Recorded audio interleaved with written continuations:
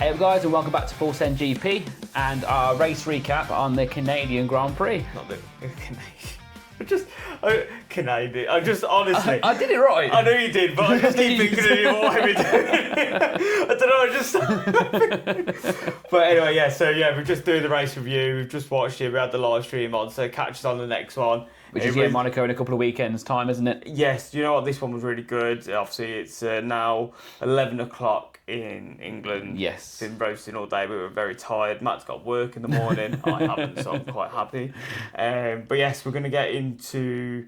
We're going to talk about the whole weekend. Yeah. So we had the sprint weekend, didn't we? So we've got sprint quali, sprint, got normal quali, and then obviously the race that we just watched as well to review as well, which is a fairly decent one, wasn't it?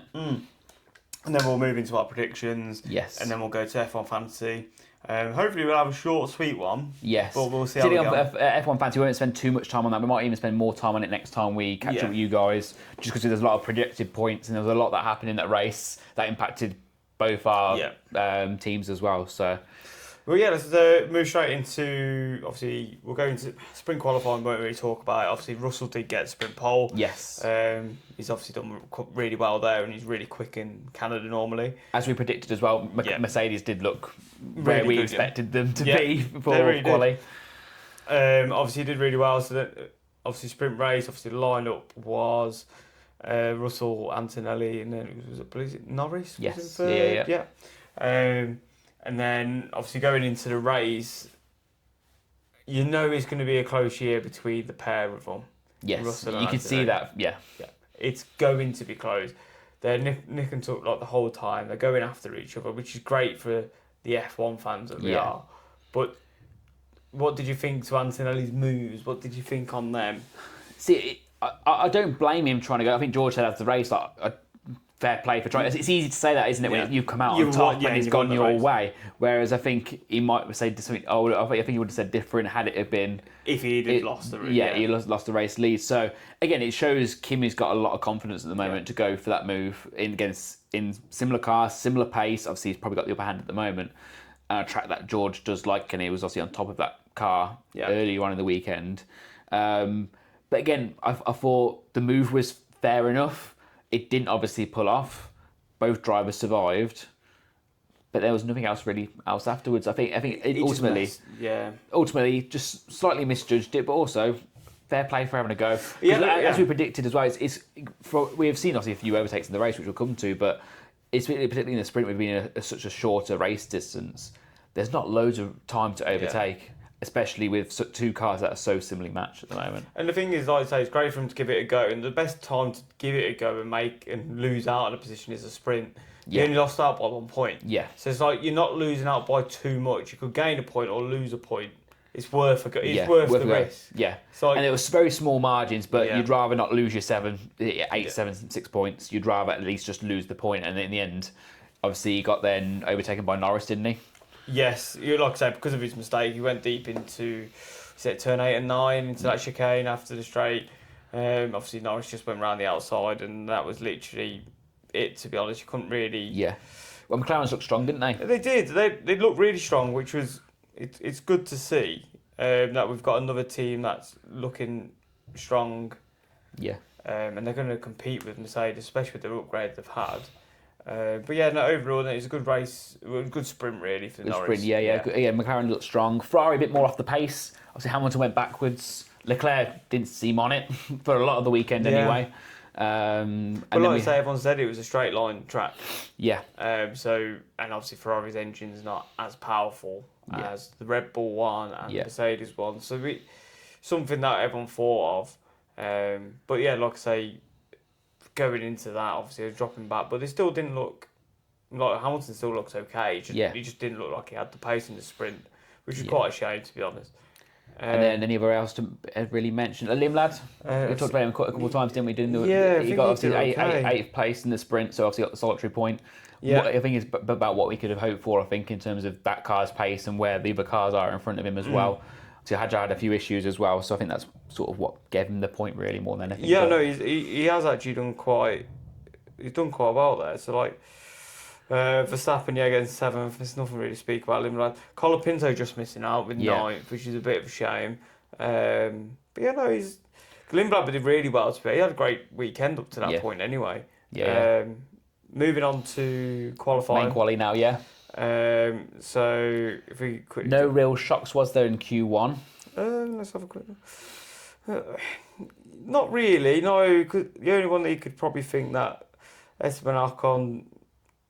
Again, haven't had the performance though, have they? So again, them being the 14th, 15th, 16th, it puts them in that bracket anyway, where they could fall into it anyway. Yeah, so there's no really shocks there. Q2, there's no real shocks there either, to be honest, when you really think about it. The only one you could probably say there's a bit of a shock is Gasly with 14th. Yes, yeah. Considering how good he's been all season up to this point. Yeah. And he's been quite quick. Well, again, we saw it in Miami as well, so maybe we're starting to see things shift in Alpine a little bit as well. I'm sure we'll talk about more about Colapinto in a second, but it seems like it's swinging the way a bit. Yeah, which is quite surprising because Gasly's experience, he's been a quick driver for the whole time. Clearly the number one. Yeah, and Colapinto's just stepped up. Yeah, which we know he had pace, but we didn't think he'd step up the way he has. Well, we saw it in Williams when he had the confidence. That's what got him, obviously, all the talk in the paddock about him moving is because he got that confidence quite quickly and just got on top of the car. Yeah. And we didn't see that through a lot of last season, so that's why we was worried, weren't we, going into this season? But it seems like he's really found his feet now. No, he has, and it's great. So moving into Q3, Colapinto did make Q3. So did Lindblad as well, didn't it? So and we saw the normal names, didn't we, apart from that? Yes, and they come 9th and 10th, which is, you know what, they're getting in there, which is great. Colapinto looks quite sharp with that. Throughout the whole of Q3, though, Russell looked nowhere near it. Yeah. Then pulls out a blinder of a lap to get pole position. We were both watching it live, weren't we? Yeah. And again, Russell was just... well, at one point, I think it was in Q3 as well. I think it was Antonelli 4th, Russell 10th. Obviously, Russell messed up his first run and then went off, I think, on his main lap for his second run, cooled down the tyres, went again, and pulled out a lap out of nowhere. Which is, to be honest, when you're talking about winning a championship, it's those sort of they're the critical moments if you're getting them right, especially at a track. And obviously at the point, he was obviously on top of the car and ahead of, obviously, in the race weekend, in quali, and obviously in the sprint, ahead of Antonelli. Like I say, proper world champions will pull the lap out when they need to. And he needed to there because of the race form he's been having over the last so many races. He needed to have he needed to get pole position. And it was such tight margins as well, as we see in Montreal year on year. But I think at one point, wasn't it, the top 6 was covered by 10th. It was super, super tight. Norris, to be fair, obviously it went like Noah's Ark, really, didn't it? Because and involved 2x2, we had George Russell and Antonelli first 1 and 2, and then we had Norris and Piastri 3 and 4. And then obviously did break a bit because Leclerc decided not to be able to drive quickly. Well, we mentioned about Russell not being quite there at qualifying. Leclerc was miles off it. Yeah, he was. The thing is, in time, he was only a 10th behind Hamilton, but the whole of qualifying... Again, like we said about Russell, that last lap in that last qualifying session, he finally got closer. Yeah. Whereas throughout, he was, again, a good 4 or 5 tenths off, and we haven't seen that. No, it's normally the other way around, which is quite surprising. But Hamilton, like I say, he looks sharp all weekend, doesn't he? He likes Montreal.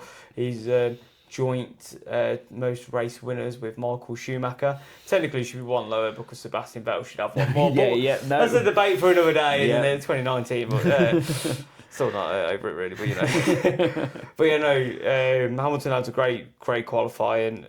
I think there's not much else to really talk about there. So let's move into the race. And again, we're a bit like how we were 2 weeks ago in Miami going, rain. We got some. We got spots. We got some spots.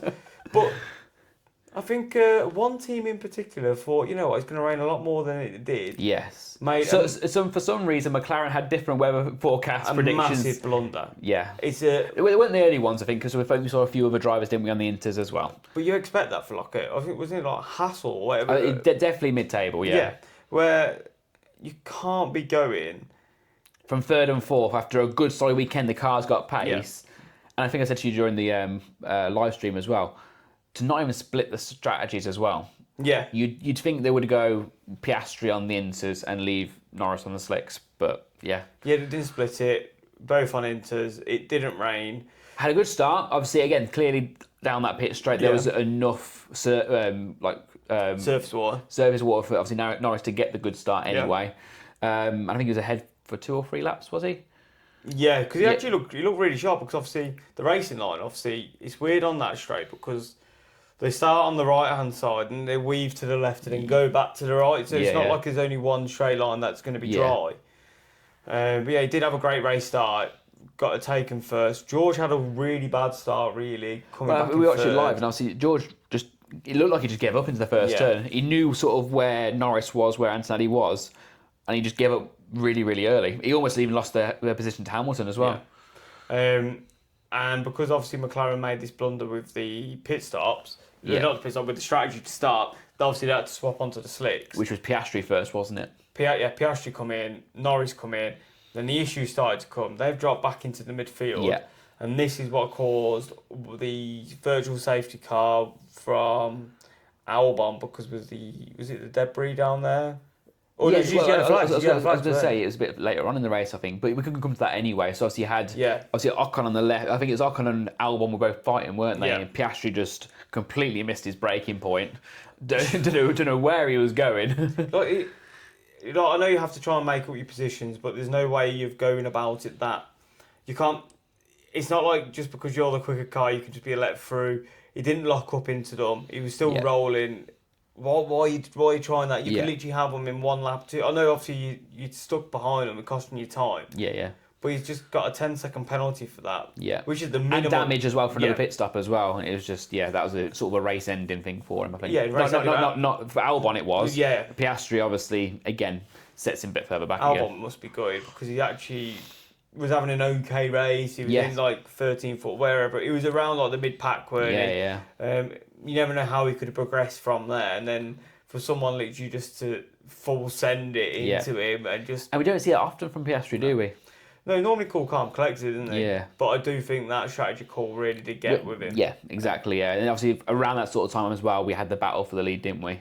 Yes. So, it was a full Mercedes, Hamilton-Rosberg-esque sort of battle, wasn't it? It was full carnage, to be honest, which was great. Was waiting for the damage, weren't we? Yeah.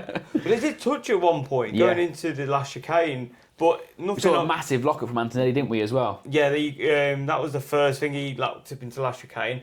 And then every driver on the grid, I swear they was having problems into turn 10 of years, into that hairpin. Yeah. Russell mainly was one of the main culprits because he just couldn't get it right. Obviously, once he's flat spotted the tyre, it kept happening as well, didn't it? But maybe that was the tyre attempts. They've been talking about it all weekend.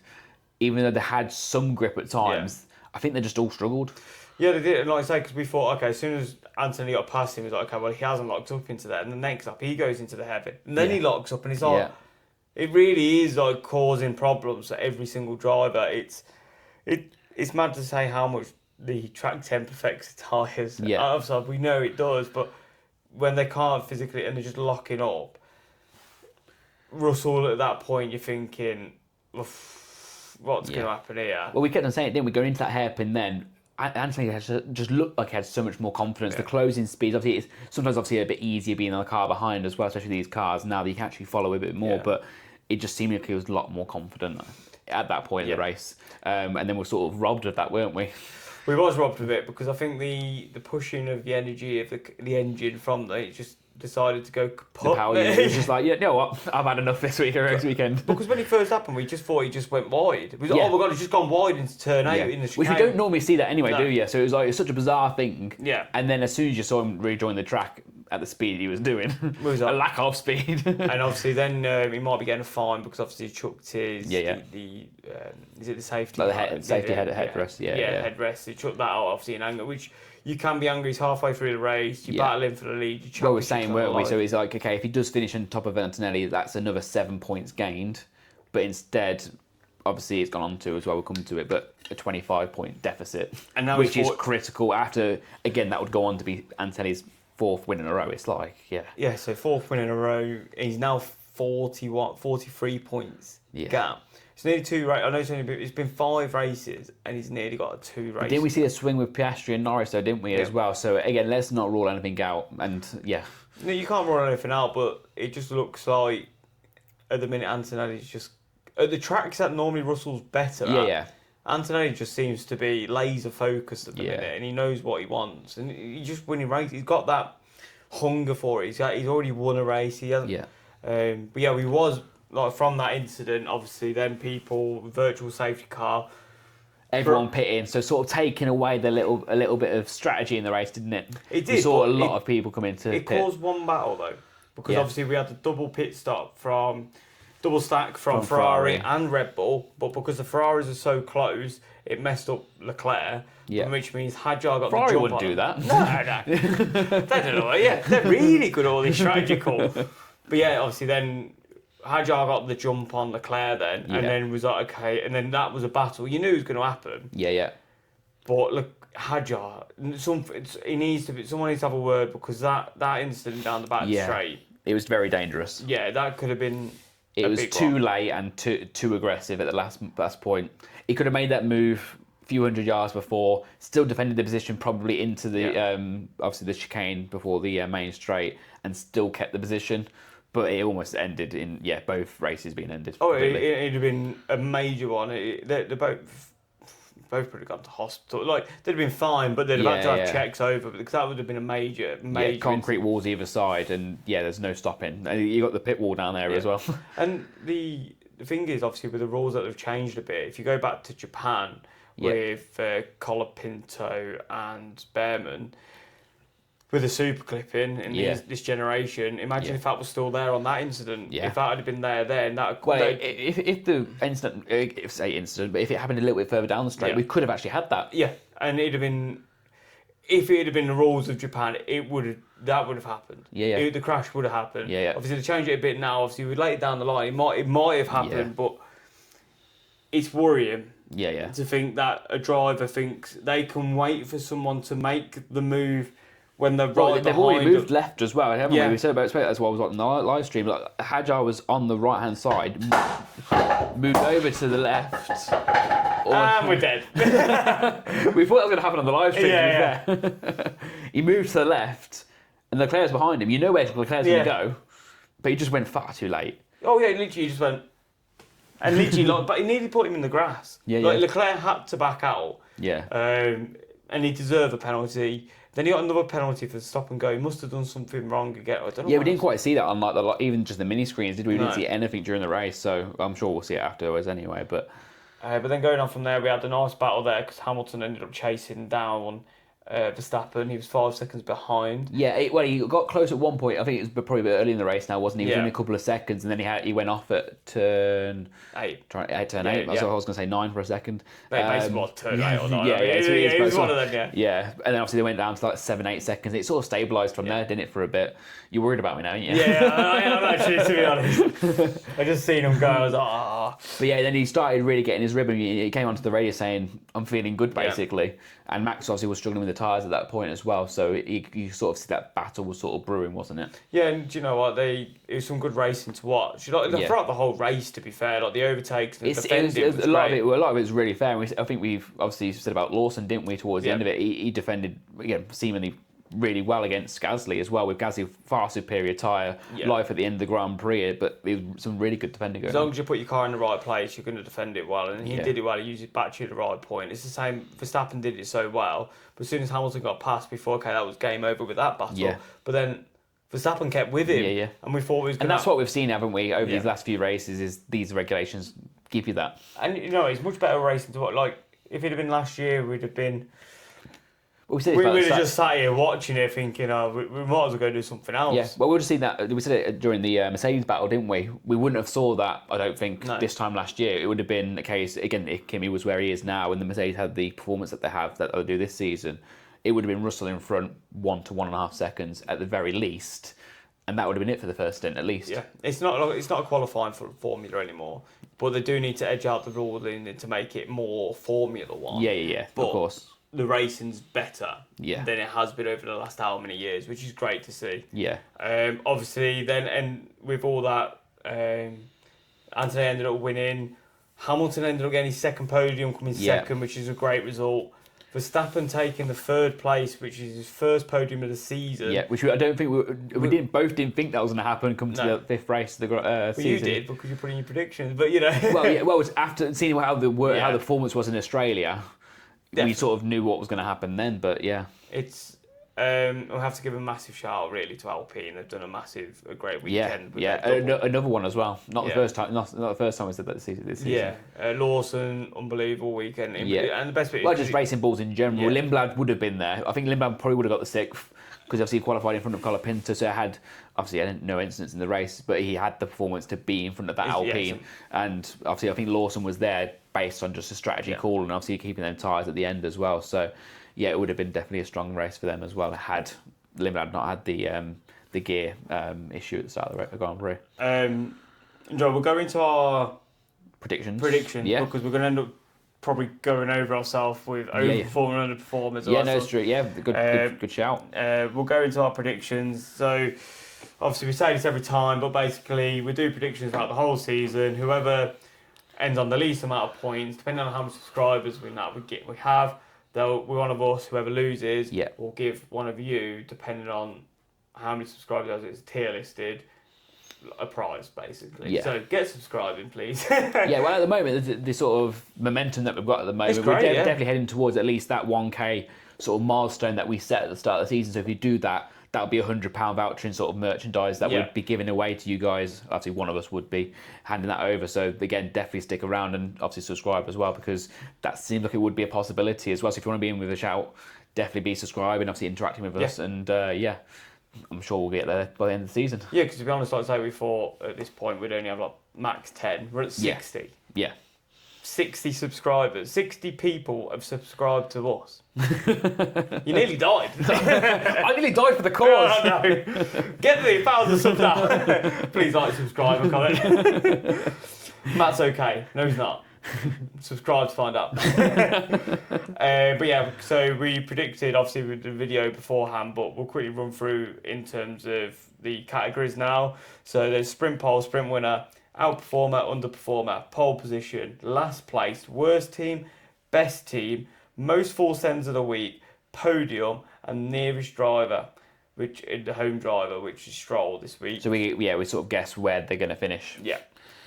So starting with the sprint pole, you went first and you went for... I went for Russell. Yep, and he obviously got it, so that's a point. There's one. There is the one. You know what, we might as well... Start making some notes. I went for Antonelli. Unfortunately, it was close, but third place is not good. Second place in that one's not good enough. Yeah. I went for Antonelli then to win it. Yes, which I wanted to go for as well. Yeah. We both wanted to jump on Antonelli to win the sprint. And he looked likely, and he looked like it could have happened, but just too eager. Yeah. And not enough time to do it, because obviously the third of the race. And you went for? I went for George Russell, based off that. So you sort of give me... It was a lovely assist. Yeah. I've got to say. So basically... So going to qualifying, it was, looking strong. 2-0 up. And then... we can mention a few drivers here, can't we? But I think ultimately we've agreed during the live stream, which is obviously if you guys saw it as well, but underperformer and overperformer, both categories this week, I think we were a bit off it, weren't we? So which we don't get any points to this. Yeah, so we've already wiped out. Even we normally do whoever's sort of closest to that as getting a point, 2 points if you get it bang on. But I think we've punishing ourselves a little bit this week that we're just not going to give any points. So in terms of outperformer, I went for Hulkenberg. Had a pretty much an average weekend. You can't really say.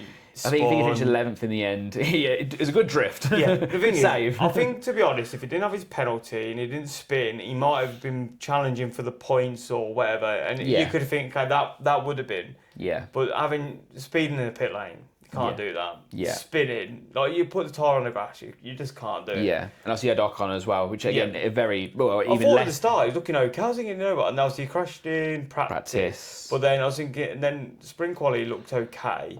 I was thinking, he's going to push on from it, and then just nothing. So no points there. But the outperformer that we are picking here, so we had Hamilton getting second. Yes, we talked about Hamilton being up there. Obviously, Colapinto. Verstappen, to be fair, getting his first podium. Yeah. Colapinto 6th is an unbelievable race. Yeah. And Lawson 7th, really. Yeah. And there are outperformers. But then we have to say the whole weekend, though, don't we, really, in terms of taking into account the sprint as well. Obviously, Lawson wasn't quite there in the sprint. Verstappen was a bit off it in the sprint. Obviously, the performance of the Red Bull the previous day wasn't as good as it was during the race. It probably is Hamilton then. Because Colapinto missed out on points as well in the sprint. But then it was still a top 10 finish for him, just missing out. Yeah, but then 6th in the race. I know we did have a few retirements, but... Obviously, Hamilton was 6th in the sprint, wasn't he? He went backwards. Yeah. So... Yeah, but it's either one of them two. None of us actually win anything here. No. But Colapinto or Hamilton... Which, to be honest, moves on to our next category. You're wearing your red. Yeah, and I knew they'd do well. Yeah. Told you. And then moving into the next category, we both just said that them two are the best performers. And then this is the reason why we're not going to give any points. Because my underperformer was Colapinto. And mine was Hamilton. So we're doing really well. Underperformance here. You've got to talk of Bottas. So slow. Like I know you finished the race. But you're so... Well, I think in the end, I just looked at the classified before it went off into the interviews, and I'm pretty sure Stroll was a lap down on the next driver. And obviously Bottas, I believe, could have been even another lap down on Stroll. I think it was hovering around that 55 seconds to a minute around that last sort of third of the race, basically. It's terrible, that is, to be honest. And then other performances... In the end, I think we had Albon both in qualifying the sprint, but then obviously in the race... He was looking okay in the race before that instant. Well, I say instant before Piastri ploughed into the side of him. Leclerc, he's got to be up there for that. Leclerc was up there. We said about obviously we said potentially Piastri because he was off it. Especially that crash. You can't be doing that. So again, we mentioned that, didn't we, during the live stream? So any one of them drivers could be up there as well. And we didn't pick any of them. No. So it's a good start. Then we move into pole position, which I do grab a point back. You do. Because I went for George Russell. Yeah. And he definitely pulled one out of somewhere. I don't know how, because he could have been 3-0 because you went for... Oh, no, you didn't? No, I didn't. No. Oh, yeah, you didn't. So I went a bit more bold because, I should have gone safe. Yeah. Thinking about the long-term strategy of this prediction battle, I should have probably just stuck it Mercedes, because we both said how strong they would be. Yeah. I went a bit more left field thinking somehow Red Bull were going to be a bit closer. And Max, which it did actually come true a little bit in the race, but I put Max to get pole, which obviously wasn't anywhere near. I think it was 7/10 probably in the end, I think, in quali. So miles off it on that prediction. Okay. So then we move into our last place. Oh, I love this guy. I love him. I know. Do you know what? He's got promising signs. He's finishing so many races. No, he's still going round, mate. My worry is we're going to Monaco next. And you get to pick this category first. No, because you're going to crash. He hasn't done that yet. He's Mr. Reliable. He's too slow. Mr. Reliable. Oh, obviously, we're talking about Valtteri Bottas here. He's so slow. Which I am very grateful to take another point. I went Lance Stroll. And like you say, just then 55 seconds behind him. How was Bottas 55 seconds behind Lance Stroll? And I know we had quite a lot of retirements in this race, but all them drivers would have been above them too anyway. Yeah. So we are literally talking about being a minute off the back of the backfield. They're so slow. Like, it's abysmal. But yeah, well done. So you're 3-1 up. Yes, yeah. 3-1 up. Who did you go for? Oh, sorry. Oh, Stroll, yeah. Then worst team, who'd you go for? I went for Williams. They did well. Obviously, Sainz got points, which again, I'm not going to back Williams and say they're the worst team, but I'm not going to say they have a good weekend. Obviously, if you're looking at the whole weekend as a whole, they're still miles off where they want to be. Obviously, you've got McLaren in there in terms of the whole blunder for the main race. Obviously, Piastri's mistake in the race as well. Lando's unreliability in the race. So I think that alone would put them at the forefront of that category. I can't really think of... Obviously, as you mentioned, Cadillac, obviously, but again, Perez was still battling with Ocon and a few other drivers as well. There was some pace in the car. If he was, obviously, there was still at the back of the field, but I don't think there's really another team you could really... I think it's McLaren, to be honest, with the strategy blunder, and that ruined it. And obviously, Aston Martin were disappointed again, but that's what we're used to now since so from the start of the season. And they finished 15th, so he's done all right. Yeah, exactly. Obviously, I went for Ferrari. They actually had a good race weekend, really. A bit of a mixed one, wasn't it? Qualifying, bringing upgrades. We sort of mentioned it, didn't we? Are these upgrades going to work? And then both drivers were off it. Minor ones then. They must have been minor because unless all the other teams have brought in leaps and bounds. So it hasn't looked as much from that. But again, they had an okay. I wouldn't say it was a good week. Again, in the end, maybe Hamilton getting second place. They'll probably take that. Leclerc was 4th in the end. Yes. Yes. Again, he didn't challenge at all, did he? It was very much from a viewing point, wasn't he? All weekend, really. Yeah, so no points there for either of us there. Yeah. I'm going to put McLaren as the worst team. Yeah, that's fair enough, yeah. Best team. Who did you have again? Do you know what? I could make a case for this. It's a bit of a weird one, but I did go for Red Bull. I wouldn't say they were the best team, but they had a solid race weekend. Yeah, I can think of there's definitely other teams that I think are better. My opinion, the best team, it has to be Alpine. Yeah. It has to be. Yeah. There's no... You went for Mercedes, didn't you? I went for Mercedes. Again, if George didn't break down, if there wasn't you guaranteed it. Yeah, because again, we were saying it during the live stream, weren't we? They were battling so much, and an instant was brewing. Yeah. But they were still 6, 7, 8 seconds in front of Max in free air. Yeah. They had no challenge from behind, and there was still, unless Max was just obviously easing things with his tyres and stuff, but they still looked quicker. That gap would have, if there wasn't, obviously there's probably going to be other instances in the race that didn't actually happen in the end, but there still probably would have been 10, 15, 20 seconds. This is what we was expecting maybe in another race as well. They would have been 1-2 once more, no doubt. And the thing is though, like you got to think, sure, I know obviously we don't want to see it as fans because we want to see the racing. Yeah, 100%. But that reliability could have come from pushing the car too much. Yeah. And temps could have got too much. Yeah. And then that's what's just like cutting out. I'm sure all the answers will be there soon for Mercedes when they look at it all, but yeah. It's just a bit of a shame because you'd have definitely got the point. They did look really good. It's just unfortunate. Even then, again, where Alpine are at the moment, obviously I know they're obviously Mercedes powered as well. So, but they're doing such a solid job. Gasly didn't have the best sprint, but he resulted in the end. He must get. But 6th and 8th it was in the end, wasn't it? Because Gasly didn't get Lawson. So, but it's still a good weekend for him. Yeah, I'm going to say that is the Alpine. So no points there for either of us there. No. So that's 3-1 going into the most full sends of the week. Who did you go for? I had Hajar down. He qualified okay. But I know he dropped down in the race. Again, we still say it every week, don't we? That we don't really... Obviously, definitely, either driver we've got here definitely haven't got the most full sends because... Gasly. We saw Gasly make loads of moves at the start. Yeah. So did Behrman. And Behrman made loads, a few other drivers. I think even Lawson as well. But obviously we did see the McLarens drop back and they were making moves again, weren't they? Twice Norris had come in and was making moves, obviously before his reliability as well. So I don't think any of ours did anything. No. Hajar or Hulkenberg didn't move a lot. No. To be honest. If anything, if we Hulkenberg dropped and then he come back forward.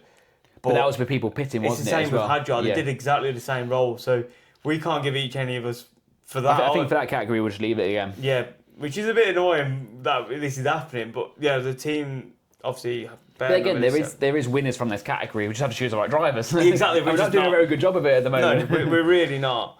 So that's 3-1 moving into our podium. Yes. Which... was looking very good for you. We was going to have 5 points. You was worried at one point, weren't you? I was. You was actually calling it, weren't you? But there was so much happening in our first two positions that anything could have happened in the end.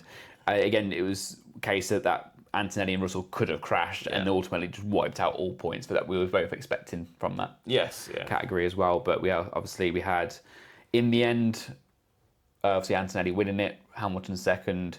No, you had Russell. Yeah, but I was just going through the results in terms of Hamilton second, and then we obviously Verstappen in third, which I went for Verstappen third, which obviously got me a point. Yeah. You was rooting for Verstappen to get the position back at the end, but I think it was a bit of snap of oversteer, wasn't there, in the hairpin on the penultimate lap, which sort of any chance of that overtake happening into the last lap didn't happen in the end. I genuinely think at one point it was both looking strong for us both to have the 5 points because I had Norris in third. Yeah. And I was thinking, this is it. Yeah. Well, looking at the starting grid. Yeah, I was thinking, this is it. We're going to be great. 5 points. Here we go. Done. And obviously the strategy call was terrible. And obviously the reliability at the end anyway. Yeah. But then I went for second place, went for George Russell. Yeah. That was looking good. Again, I think that would have happened. Yeah. I honestly think if the reliability wasn't there, I think Anthony would have had the pace for it. And as long as there's no instance, Russell would have finished second, I think. Yeah. You went for... Kimmy. Yeah, which obviously he come first, which I obviously went for, so that got me a point, which I'm buzzing with. So stalemate in that category. Yeah, so that makes 1 point. it 4-2. 4-2, yeah. And then going into I love that. I love it. I'm just glad that everyone else broke down enough that you didn't get the 2 points. Yeah, well, we were confused at one point. Yeah, weren't we? It's the fact that Norris then retired. This is when Norris retired. So I think it was like 30. Stuff like that. And a lot of what would happen before that. So obviously, there's not much that really did happen after that. So it was like, is this the time we get 2 points for this category? And we had a moment, didn't we? We actually thought that I was going to get 2 points potentially. And then it just took Stroll 50 seconds around the lap to finally overtake Norris's broken down car for us to realise he was actually in 60, not 70. So I did have 17th, you had 18th, didn't you, as well? Yeah. So literally from that point, Cal was hoping that Stroll went into the pit and didn't come back out. Yeah, that was Which happened a couple of times, to be fair. He did go in, but he did come back out afterwards. But he come 15th, so you get your point now because you had the closest. Yes. Which makes it 5-2. Yes. Which is another good, that makes 3 point gap now. Yeah, so it's half the deficit then. So going through the totals, we'll obviously put another social media post out in the next couple of days, but that's we said, didn't we? It was 6 point difference between us. I'm on 23 now, and you'll be on 20. 19. No, 20, sorry, yeah. Yeah, you've got 20, yeah. So it's 23-20 now. Yeah. Which we knew it was going to be close, to be fair. If only then podium positions could stayed the same. Yeah, at the start, yeah. It'd been great. It'd been really great. I'd have been loving it. Well, actually, no, for the watch along and everyone else watching the race as well as F1 fans, we don't want to see the top three starting and finishing in the same order. We've been used to that for so many years. Yeah, exactly. Wow, yeah, but it'd have been better for me. But, so just quickly going into our provisional points for F1 Fantasy, which I will say, looking at it this morning after the sprint and the quali yesterday, I was top of the league. Okay. I was looking good. How many predicted? I haven't even looked yet, but I don't think it's going to be well after what's just happened in that race. Okay. So it's just loading up now. So we've got leagues. Let's see. Yes. Provisional points. Well, because I was predicted to be first this morning, I'm now fourth. What, overall in the... Yeah, in the league. Okay. So looking at my provisional points, it's showing us 137 at the moment. Okay. So all of George's good work from yesterday has been completely obliterated because obviously got the times 2 on him and obviously he's retired from the race. Ollie Behrman, Pierre Gasly, Liam Lawson, Nico Hulkenberg, no minuses there. A solid weekend across the board with Racing Bulls 15 points and Mercedes 69. So yeah, it was just literally that George retirement that's sort of ruined the whole weekend for me. I got more than you. Okay. Which I'm quite surprised with. Got 159. Okay. Charles with the times 2 got me 52. How has he got 52 points? Because the 4th place is 10. That's 20. Yeah.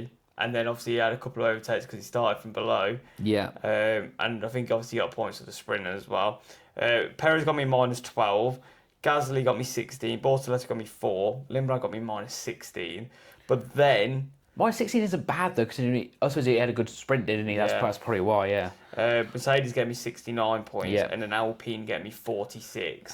That's a good shout, that was. So that has massively helped me out. If we go to our league now, let's just have a quick look. We had Antti Cosenza again taking the lead of the lead of the league again with a full 260 points. Hamilton times 2, Kimi Antonelli, Franco Colapinto, Bortoletto, Ocon. Positive points across the board. I don't think you could get much better than that, could you? No, I don't think you can. It's better. Alex Damasio's had a good race weekend. If he didn't have that Lindblad minus 16, he'd have been over 200 as well. Anyone who's had the worst so far? Oh my god.